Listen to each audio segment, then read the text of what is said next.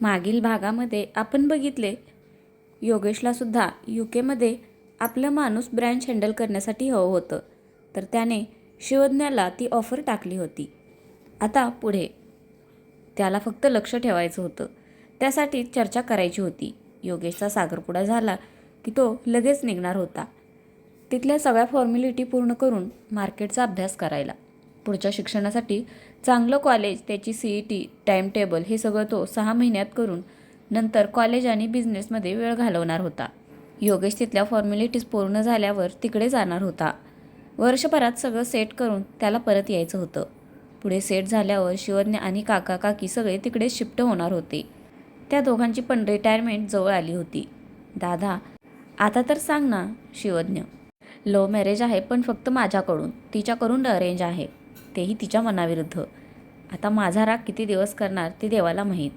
योगेश: म्हणजे? शिवज्ञ: योगेशने योगिता भेटल्यापासून ते आत्तापर्यंत सगळं त्याला सांगितलं. त्याने डोक्यावर हात मारून घेतला. दादा, अरे म्हणजे त्या चिडल्या असणार ना. अरे ती समजून घेत नाहीये, आणि मी नाही बोललो तर तिच्या घरातली तिचं लग्न थांबवणार आहेत का? दुसऱ्या कोणाशी लग्न लावून दिलं तर?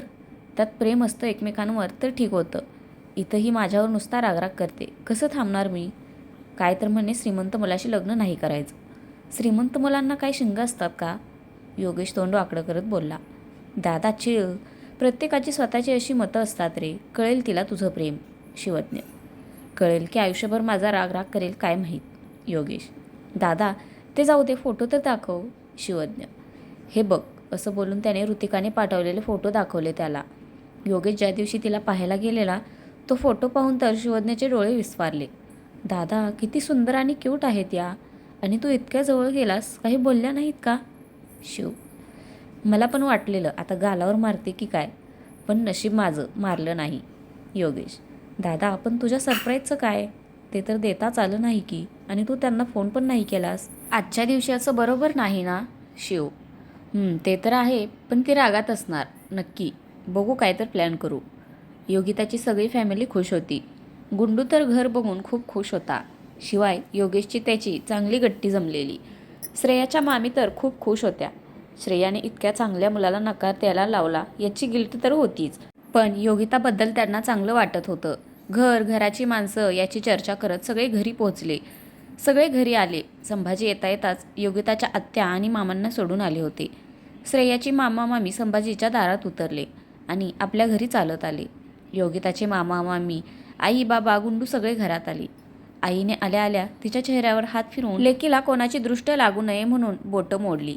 गुंडू तर आल्यापासून योगेशच्या घराचं कौतुक करत होता. या सगळ्यात योगिता मात्र अबोल झाली होती. तिला आता रागही येत नव्हता आणि रडूही येत नव्हतं. ती इतकी शांत शांत असून सुद्धा कोणाचं तिच्याकडे लक्ष नव्हतं. अजून 6 महिने हातात आहेत. बघूयात चुकून परीक्षा निघाली तर, असा विचार करून सगळ्यांशी बोलून ती अभ्यास करायला गेली. योगिताचा फोन वाजला. Happy birthday to you, happy birthday to you, happy birthday dear Yogita, happy birthday to you. Ritika: oh thank you. अरे वा, लक्षात आहे तर तुझ्या. योगिता उदास हसत बोलली. मग तुला काय वाटलं, विसरलं का आम्ही? आमच्या लक्षात होतं म्हणून तर तुला आज ये बोललो होतो ना. दादाने तुझ्यासाठी छान सरप्राईज ठेवलेलं. ऋतिका, तुझ्या दादाने छान सरप्राईज आणि छान असं गिफ्ट पण 2 दिवसाआधीच दिलंय ऋतिका. आता वेगळं सरप्राईज द्यायची काय गरज ना. आयुष्यभर न विसरणारं सरप्राईज. योगिता डोळ्यात आलेलं पाणी पुसत बोलली. योगिता, तू चुकीचं समजतेस. तुझ्या मनातील गैरसमज काढून टाक. मी माझ्या भावाची बाजू घेत नाही, पण तू डोळ्यांवर चुकीच्या विचारांची पट्टी बांधली आहेस. ऋतिका: तुझ्या शुभेच्छा मला मिळाल्या. मी कामात आहे, ठेवते फोन. परत एकदा थँक्यू. चल बाय. असं बोलून ऋतिकाचे बोलणं संपायच्या आत तिने फोन ठेवून स्विच ऑफ केला. माझं लग्न करायची किती घाई आहे यांना. नकोय का यांना मी? सगळे इतके खुश आहेत की त्यांना माझा वाढदिवस पण लक्षात नाही. आईनं साधं ओवाळलं पण नाही. कोणाला काहीच माहीत नाही.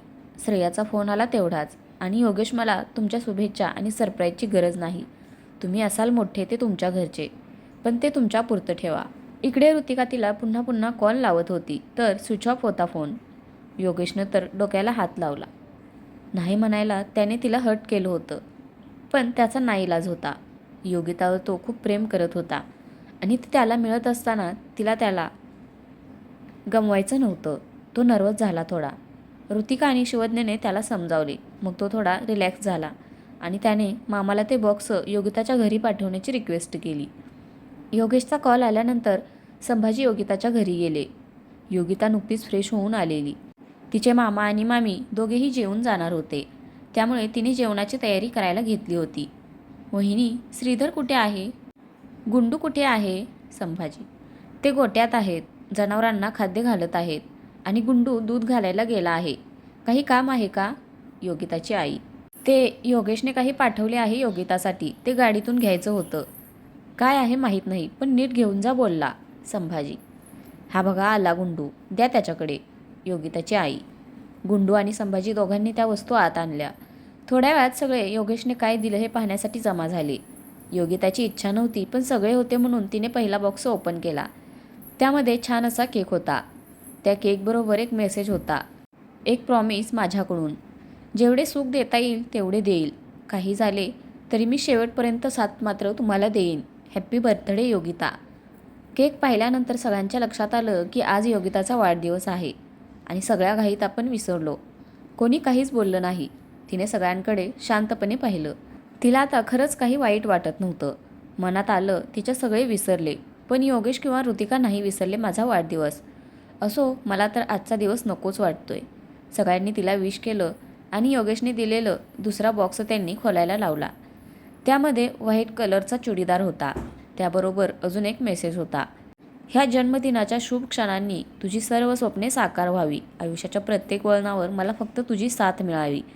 माझ्याकडून तुला वाढदिवसाच्या खूप खूप शुभेच्छा.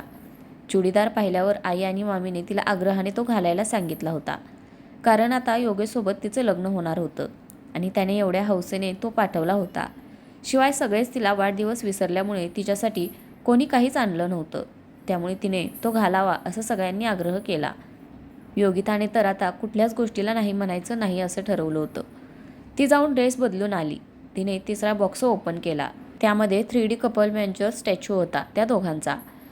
योगेश योगिताची बट मागे सारत असतानाचा. तसा पिक भेटला नाही, त्यामुळे टाकू शकत नाही, पण तुम्ही इमॅजिन करू शकता जसं मी करते तसंच येलो साडीमध्ये योगेशजवळ आल्यानंतर गोंधळलेली ती. त्याबरोबर अजून एक मेसेज होता. तो मेसेज वाचून आणि ते गिफ्ट पाहून योगिताची धडधड पुन्हा वाढली. इकडे मामी ते गिफ्ट पाहून योगिताला कोपर मारला आणि तिला इशाऱ्याने छान आहे हं असं खुणवलं. योगिता थोडीशी लाजली. असं सगळ्यांच्या पुढे त्या दिवशी वरती काय झालं हे समजलं होतं. हे योगेश पण ना काही असतं याचं. अशा गोष्टी असं सगळ्यांच्या पुढ्यात देतात का? योगिता मनातच. छोटं का असे ना, पण हसू उमललं चेहऱ्यावर. तिचे ते एक्सप्रेशन गुंडूने संभाजींच्या मोबाईल कॅमेरामध्ये कैद केले होते. केक कटिंगचे पण फोटो काढले आणि योगेशला सेंड केले. सगळ्यांनी तिला परत एकदा शुभेच्छा दिल्या. तोपर्यंत दारात एक मुलगा येऊन उभा राहिला. योगिता पाटील आहेत का? योगिता, बघ कोण आले. श्रीधर. दारात एक मुलगा मोठा चॉकलेट, रेड रोज आणि टेडी असणारा बुके घेऊन उभा होता. हे तुमच्यासाठी, तो बोलला. कोणी दिला हा? असा विचार करत बुके हातात घेतला आणि मागे न पाहताच आत जाऊ लागली. Happy birthday Yogita. योगेश. योगेशचा आवाज ऐकून योगिताची धडधड वाढली. राग तर खूप येत होता, पण का कुणास ठाऊक तो तिला व्यक्त करता येत नव्हता. पोटात गोळा आलेला. तिने मागे वळून पाहिलं तर योगेश चेहऱ्यावर स्माईल घेऊन उभा होता आणि त्याच्याबरोबर शिवज्ञ आणि ऋतिका. तिला काही बोलावं काहीच कळत नव्हतं. ती स्तब्ध उभी होती. योगिताची मामी योगिता अजून आली नाही म्हणून बाहेर आलेली. हातातल्या बुकेकडे बघून तिला अंदाज आलेलाच की योगेशने दिलेला असणार.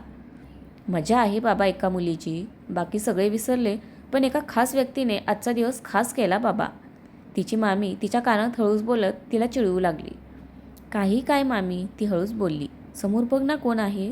कुठेही काय चालू होतेस? योगिता.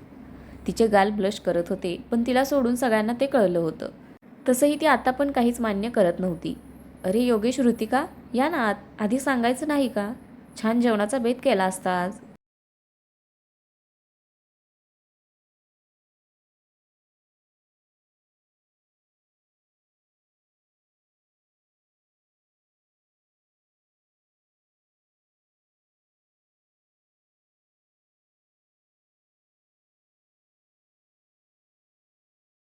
हॅलो. योगिता.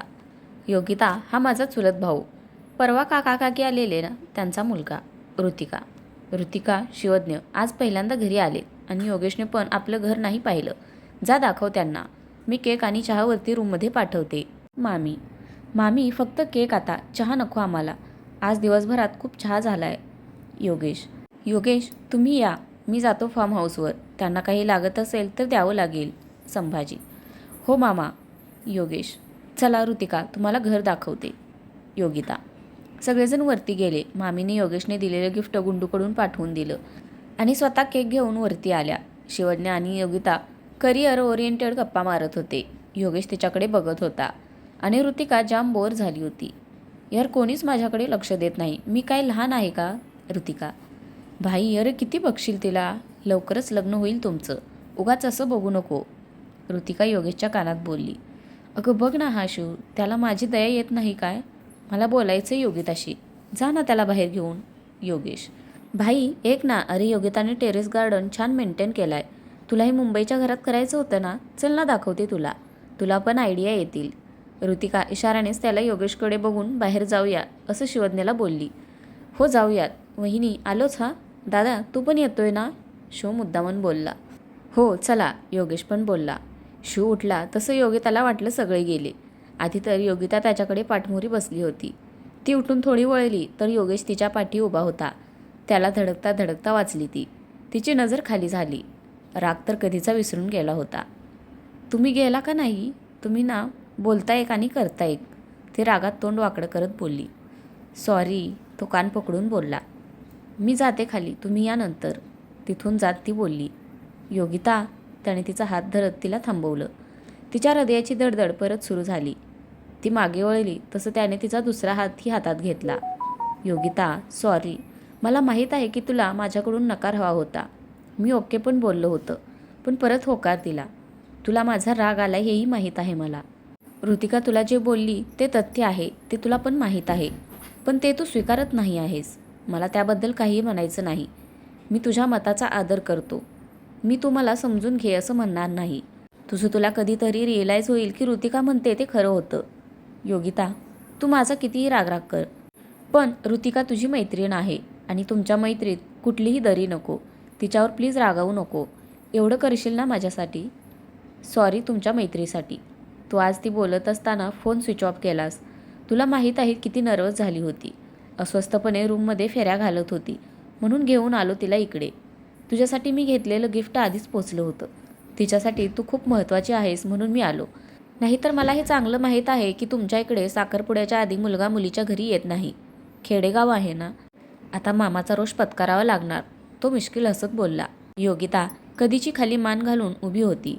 तर फ्रेंड्स आजचा भाग कसा वाटला नक्की कमेंट करून सांगा. धन्यवाद.